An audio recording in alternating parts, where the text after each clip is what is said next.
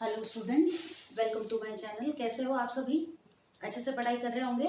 और आज की क्लास में हम पिछले दिनों 10th क्लास के लिए चैप्टर पढ़ रहे थे इलेक्ट्रिसिटी, और अब हम स्टार्ट करने वाले हैं क्लास 9th के लिए chapter force and law of motion. ये जो चैप्टर है काफ़ी इंटरेस्टिंग चैप्टर, और हमारी डेली लाइफ से जुड़े कई एग्जाम्पल इस चैप्टर पर बेस्ड हैं। तो काफ़ी मजा आने वाला है इस चैप्टर को पढ़ के, क्योंकि हमारे दैनिक जीवन में जो कई सारे काम हो रहे हैं वो इस फोर्स और लॉ ऑफ मोशन पर डिपेंड करते हैं। तो जब आप डे बाय डे इस चैप्टर को पढ़ते जाओगे तो आपको ये पता चलेगा कि हम जो काम कर रहे हैं या हमारे साथ जो घटनाएं घटित हो रही हैं वो भी वो लॉ ऑफ मोशन पर डिपेंड करती हैं। ठीक है, तो हमारे साथ होने वाली घटनाओं के साइंटिफिक रीजन को हम इस चैप्टर में पढ़ पाएंगे। काफी इंटरेस्टिंग चैप्टर है, बड़ा मजा आएगा पढ़ के। तो चलो स्टार्ट करते हैं इस चैप्टर को, force and law of motion. तो देखो, सबसे पहले फोर्स के बारे में आप जानते हो, है ना। पुश और पुल इज कॉल्ड फोर्स, यही होता है। पुश और पुल इज कॉल्ड फोर्स, कि किसी चीज को खींचना या धक्का लगाना बल कहलाता है ना। तो बल की जब हम बात करते हैं, force and law of motion, तो देखो सबसे पहले हम ये जाने कि किसी चीज पर फोर्स लगाने पर, आपने 8th क्लास से आप पढ़ते आ रहे हो इस तरह के कॉन्सेप्ट्स, कि कोई बॉल है और आप इस बॉल को, ठीक है, इस बॉल आराम से पड़ी है जमीन पर, आपने इसको थोड़ा सा पुश किया, धक्का लगाया, थोड़ी दूर रोल करके, और एक निश्चित दूरी पर जाकर ये बॉल रुक जाती है। ठीक, बॉल के रुकने का रीजन क्या होगा? तो आपने 8th क्लास में पढ़ा होगा कि बॉल के रुकने का रीजन है, पढ़ा है। तो देखो लास्ट क्लासेस में जो आपने पढ़ा था वो यहाँ काम आ रहा है आपके। तो बॉल के रुकने का रीजन हो गया फ्रिक्शन। ठीक है, इसके बाद हम स्पीड की अगर हम बात करें कि कोई चीज गति कर रही है पुश करने के बाद, तो हम ये जानते हैं कि per unit time it changes its position. यही होता है कि किसी चीज पर आपने फोर्स लगाया तो समय के साथ उसकी पोजीशन में अगर चेंज हो रहा है तो वो किस स्थिति में है? मोशन की स्थिति में। मोशन यानी गति कर रहा है, ये भी आप पढ़ चुके हो। तो मोशन क्या है कि किसी भी वस्तु की स्थिति में समय के साथ होने वाला परिवर्तन क्या कहला रहा है? मोशन कहला रहा है। अब इस मोशन का रीजन क्या है? इस मोशन का रीजन है किसी भी तरह का बल। मान लो तेज पंखा चला तो वो बॉल हल्की थी, स्पंज वाली थी, उड़कर चली गई, हवा के तेज बहाव से चली गई। या फुटबॉल है तो आपने उसको किक मारा तो चली गई, लेदर बॉल है तो आपने बैट से मारा तो चली गई, या फिर कहीं रखी भी है और हमने थोड़ा सा भी बल लगाया तो वो बॉल चली जाती है। और चीजों पर भी ऐसा ही होता है। तो रीजन दो हो गए हमारे पास, कि एक तो वो अपनी पोजीशन में या स्पीड में भी चेंज हो सकता है। ये दोनों किस स्थिति में आएंगे? मोशन की स्थिति में। बात करते हैं फ्रिक्शन की। तो फ्रिक्शन फोर्स की जब हम बात करते हैं, ये फ्रिक्शन फोर्स जो है ये उसकी गति का विरोध करता है। अब ये देखो कि सभी चीजों की जब हम बात करते हैं, किसी भी वस्तु की बात करते हैं, निर्जीव वस्तु की बात करते हैं, ठीक, तो जब तक उस पर हम बल नहीं लगा रहे हैं तो क्या वो अपने आप गति कर रही है? हमारे आसपास इतनी चीजें हैं, क्या लिविंग थिंग्स के अलावा कोई चीज ऐसी है जो अपने आप गति कर रही है? आंसर होगा हमारा ऑब्वियसली नो। कोई भी चीज अपने आप गति नहीं करती है, उसकी गति का कोई ना कोई रीजन होता है। Any type of force applied on it is responsible for motion in that object, है ना। किसी भी तरह का बल लगाया जाएगा तो ही वो वस्तु गति करेगी।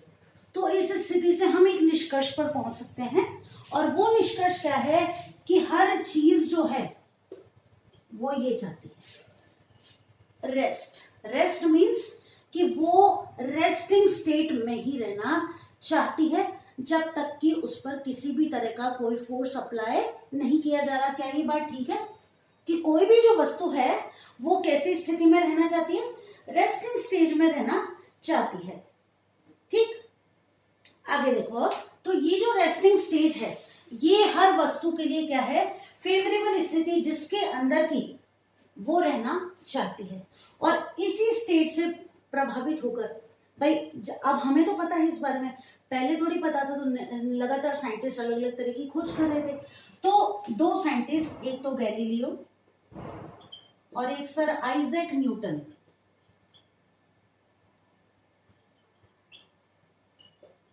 इन दोनों ने इन गति मोशन पर कई सारे एक्सपेरिमेंट्स किए, और लास्ट में जाकर मिस्टर न्यूटन ने लॉ ऑफ मोशंस दिए, जिनको कि अब हम आगे चैप्टर में पढ़ने वाले हैं। तो यहां तक समझने के बाद हमको ये समझ में आ गया कि ये जो फोर्स है क्या क्या काम कर रहा है। देखो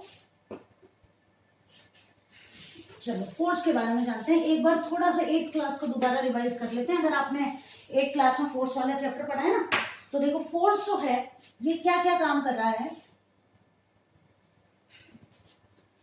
ठीक है, स्टार्ट्स मूवमेंट, कोई भी ऑब्जेक्ट रखा हुआ है, ठीक, चेंजेस पोजीशन, उसकी स्थिति में परिवर्तन ला देगा। और क्या करेगा, चेंजेस इट्स स्पीड, धीरे है तो तेज कर देगा, तेज है तो धीरे कर देगा।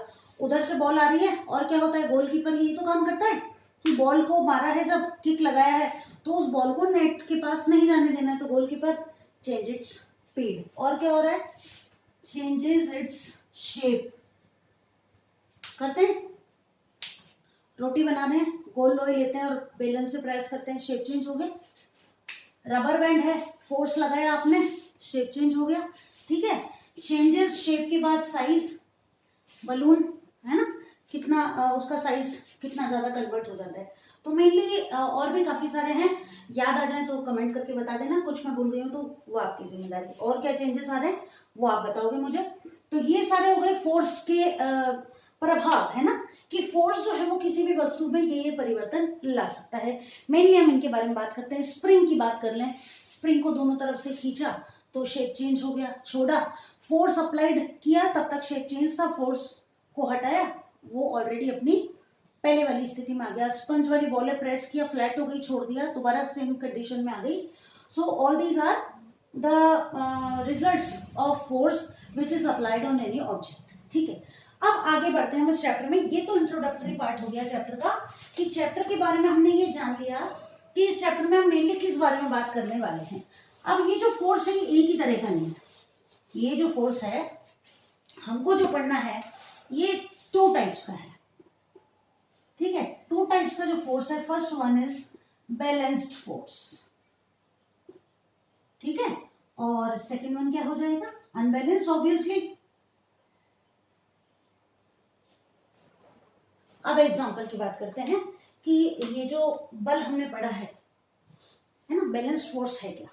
तो देखो बैलेंस फोर्स जो है वो किसी एक के लगाने से नहीं होगा, दोनों तरफ कि कोई ऑब्जेक्ट है बीच में रखा हुआ है, दोनों तरफ बल लगा रहे हैं। अगर दोनों तरफ से समान मात्रा में बल लग रहा है तो क्या वो स्थिति में परिवर्तन होगा।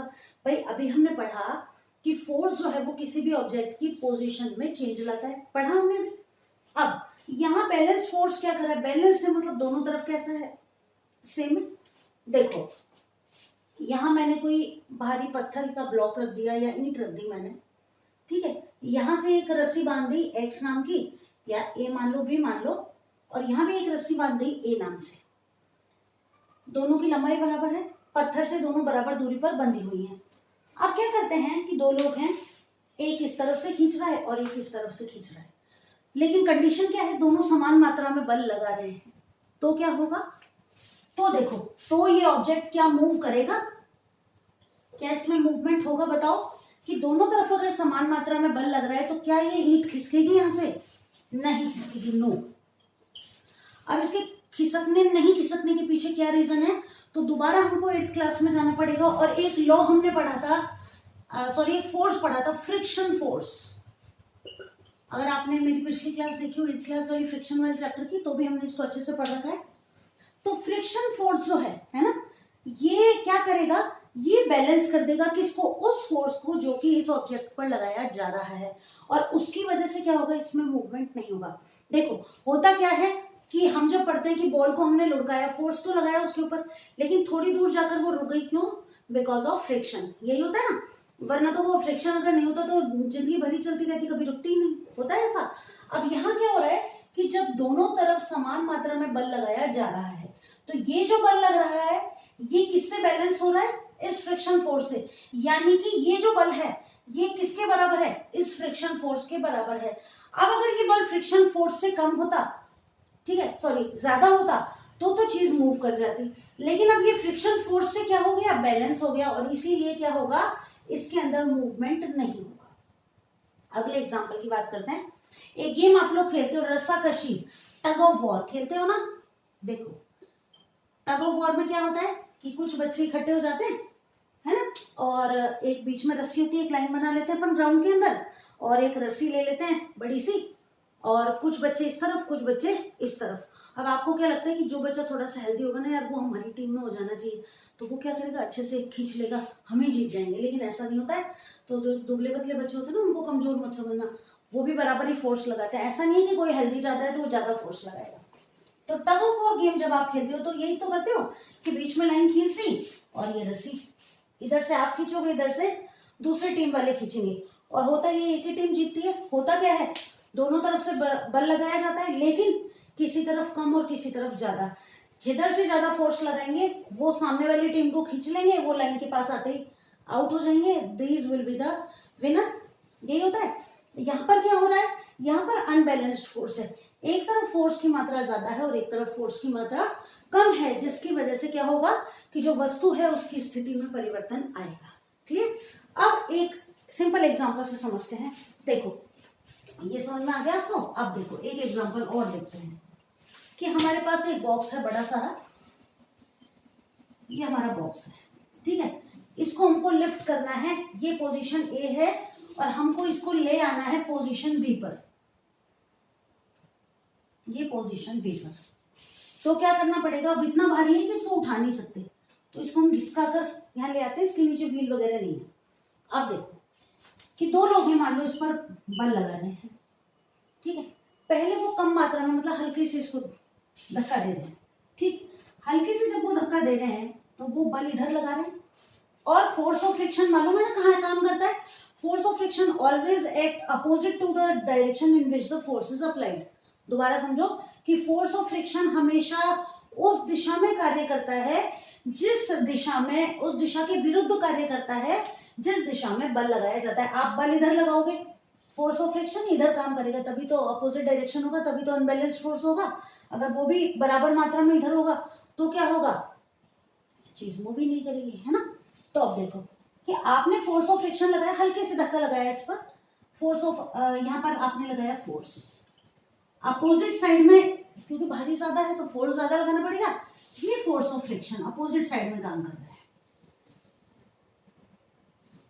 तो ये बैलेंस्ड है कि अनबैलेंस्ड है ना। तो क्या हुआ देखो कि अब ये फोर्स ऑफ फ्रिक्शन जो है ना, ये किसको बैलेंस कर देगा, फोर्स को, क्योंकि फोर्स जो है वो उतना नहीं है जितना कि फोर्स ऑफ फ्रिक्शन है, जिसकी वजह से क्या होगा, इसमें मूवमेंट नहीं होगा। फिर क्या होगा सेकंड कंडीशन में यहाँ पर कि ये जो दोनों लोग बल लगा रहे हैं, काफी ज्यादा ताकत लगा के और बल लगाते हैं, और यहाँ फोर्स की मात्रा क्या होती है, बढ़ जाती है। अब ये जो force of friction opposite side में काम कर रहा है, ये रह जाता है कम और फोर्स हो जाता है ज्यादा, जिसकी वजह से क्या होता है, अनबैलेंस्ड फोर्स अप्लाई हो जाता है इस ऑब्जेक्ट पर, और इसमें क्या हो जाता है, मूवमेंट हो जाता है। तो क्या हो रहा है यहाँ पर कि अनबैलेंस्ड फोर्स लगाने पर, यहाँ तो क्या हो, दोनों इक्वल हो गए। फोर्स जो लगाया वो कम था और फोर्स ऑफ फ्रिक्शन ज्यादा था, जिसकी वजह से मूव नहीं कर पाया। लेकिन यहाँ पर क्या हो रहा है, फोर्स ज्यादा है, ये तो रोक के रखेगा, लेकिन हमको कितना बल देना पड़ेगा, इस फोर्स ऑफ फ्रिक्शन से ज्यादा बल तक जब तक हम नहीं लगाएंगे तब तक इस बॉक्स में मूवमेंट नहीं होगा। तो फोर्स जैसे ही हमने ज्यादा किया, किससे, फोर्स ऑफ फ्रिक्शन से, वैसे ही अनबैलेंस्ड फोर्स अप्लाई हो गया, और अनबैलेंस्ड फोर्स के अप्लाई करते ही ये बॉक्स जो है वो आसानी से खिसक कर यहाँ पर आ जाएगा। यानी कि किसी भी चीज के अंदर अगर आपको मूवमेंट लाना है तो क्या चाहिएगा, आपको अनबैलेंस्ड फोर्स ही चाहिएगा। बैलेंस्ड फोर्स जब तक अप्लाई होगा तब तक आप उस ऑब्जेक्ट को मूव नहीं कर पाते। इसी तरह और एग्जांपल लो कि आप साइकिल चलाते हो, पैडल मारते हो, है ना। अब आप पैडल मार रहे हो तब तक साइकिल मूव कर रही है, थोड़ी देर बाद मान लो थोड़ी देर के लिए आप पैडल लगाना बंद कर देते हो, क्या होगा, साइकिल आपकी स्लो डाउन होकर रुक जाएगी। फिर उसको स्टार्ट करने के लिए आपको क्या करना पड़ेगा, पैडल मारने पड़ेंगे। तो पैडल मारने से क्या हो रहा है, आप जो जमीन और टायर के बीच का फोर्स ऑफ फ्रिक्शन है, क्या कर रहे हो, उससे ज्यादा फोर्स अप्लाई कर रहे हो, और इसी वजह से आपकी साइकिल मूव कर पा रही है। अगर उससे अब जब आपने पैडल मारने बंद कर दिए तो क्या हुआ कि फोर्स ऑफ फ्रिक्शन ज्यादा हो गया, और जो फोर्स हम अप्लाई कर रहे हैं किस पर, साइकिल के टायर्स पर, वो कम हो गया, जिसकी वजह से क्या होगा, धीरे धीरे धीरे धीरे वो रुक जाएगी। कंटिन्यूअसली उसको मूव करने के लिए हमें क्या चाहिएगा कि कि हमको फोर्स ऑफ फ्रिक्शन से ज्यादा मात्रा में फोर्स अप्लाई करना पड़ेगा, जिसकी वजह से अनबैलेंस्ड फोर्स क्रिएट होगा और मूवमेंट स्टार्ट हो जाएगा। ठीक है, तो इस तरह हमने ये जाना कि फोर्स जो है दो तरह का है, बैलेंस्ड और अनबैलेंस्ड, और मूवमेंट के लिए हमको क्या चाहिए, अनबैलेंस्ड फोर्स जरूरी है। तो फोर्स हमने अच्छे से समझ लिया। अब आ गए हम हमारे अगले टॉपिक पर, जो कि इंपॉर्टेंट और एग्जाम में पूछा जाने वाला है, लॉज ऑफ मोशन। ठीक है, फर्स्ट लॉ ऑफ मोशन पढ़ते हैं हम।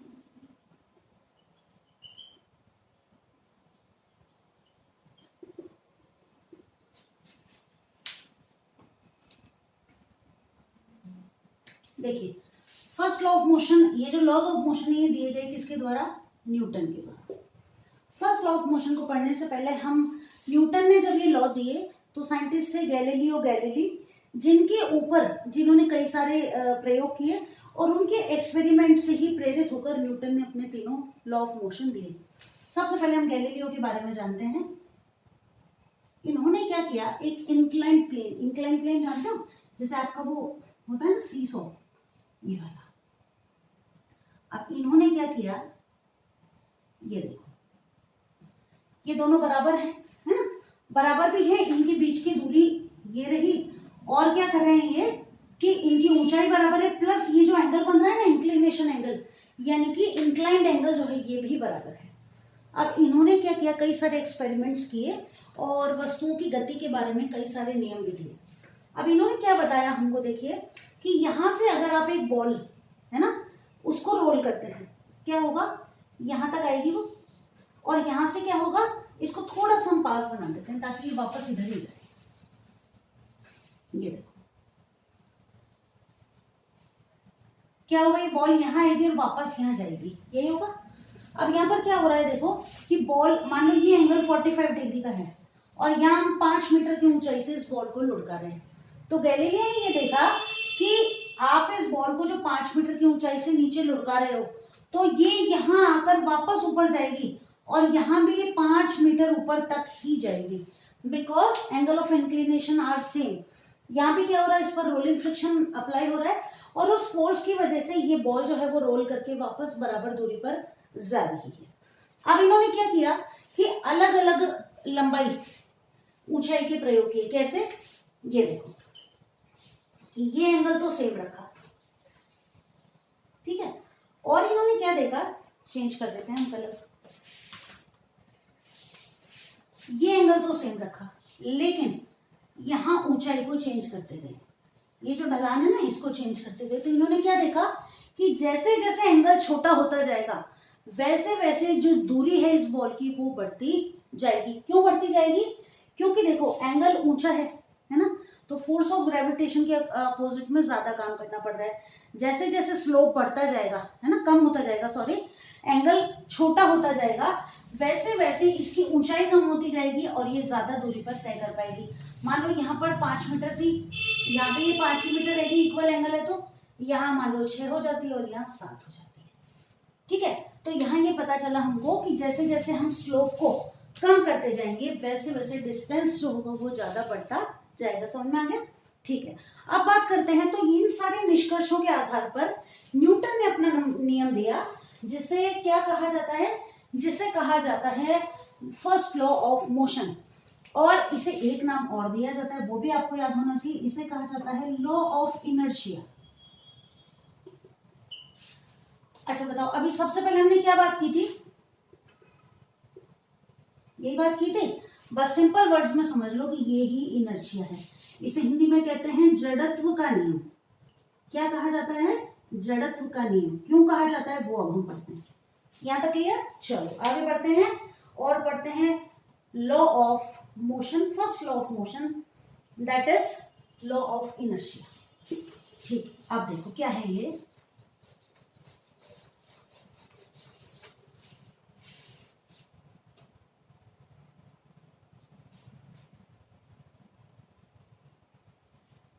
देखिए कि फर्स्ट लॉ ऑफ मोशन क्या कहता है कि if an object is at rest और moving, it will remain at rest or moving until an external force is applied on it.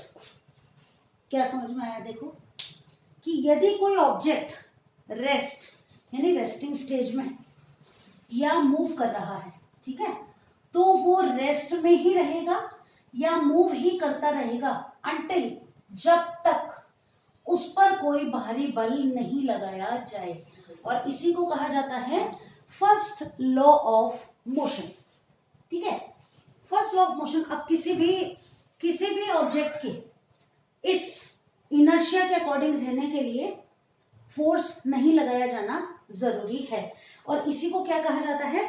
जड़त्व का नियम कहा जाता है। और हम क्या कहें कि ऑल ऑब्जेक्ट्स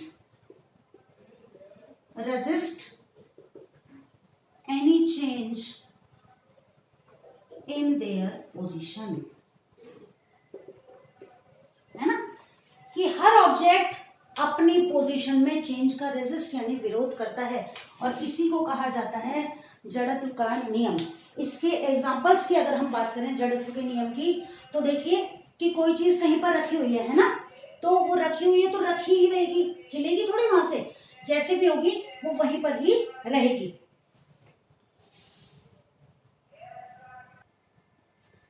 अब एग्जाम्पल की अगर हम बात करें, देखो तो लॉ ऑफ इनर्शिया का सबसे जो बेस्ट एग्जाम्पल है, हम बस के बारे में बात करते हैं कि आप किसी रुकी हुई बस में बैठे हो, है ना, और अचानक से गाड़ी स्टार्ट होती है तो क्या होता है? आपको धक्का लगता है। रीजन बिहाइंड क्या है कि आपकी बॉडी जो है वो रेस्टिंग स्टेज में रहना चाहती है जबकि बस मूव कर रही है।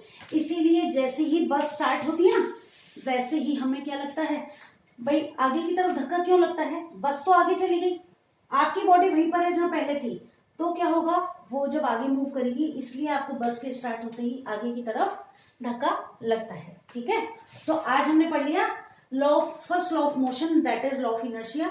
अगली क्लास में एग्जांपल और बाकी दोनों लॉ ऑफ इनर्शिया के बाद वाले जो 2 लॉ हैं उनको पढ़ेंगे। इस लॉ के जितने भी एग्जांपल हैं वो आप जो याद हैं वो आप मुझे कमेंट करके बताएंगे, ताकि अगली क्लास में हम उनको अच्छे से डिस्कस कर पाए। इसीलिए मैं उनको आज नोट नहीं कर रही हूँ, ताकि मुझे पता चले कि कौन कौन से एग्जाम्पल ऐसे हैं जो कि आपने पढ़ रखे हैं और आपको अच्छे से आते हैं। ठीक है, तो पढ़ते रहो, जल्दी मिलेंगे अगली क्लास में, अच्छे से तैयारी करते रहो। Good bye.